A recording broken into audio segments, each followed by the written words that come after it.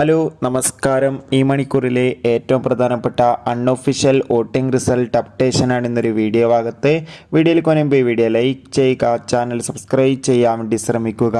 എല്ലാ big boss ആരാധകരും ഏറെ പ്രതീക്ഷയോടെയായിരുന്നു സീസൺ 6ൻ്റെ ഓരോ വോട്ടിംഗ് അപ്ഡേഷനും അറിയാൻ വേണ്ടി കാത്തിരുന്നത്. ശക്തരിൽ ശക്തരായ 12 മത്സരാർത്ഥികളുടെ വോട്ടിംഗ് പോരാട്ടമാണ് ഈ ആഴ്ച നടക്കുന്നത്.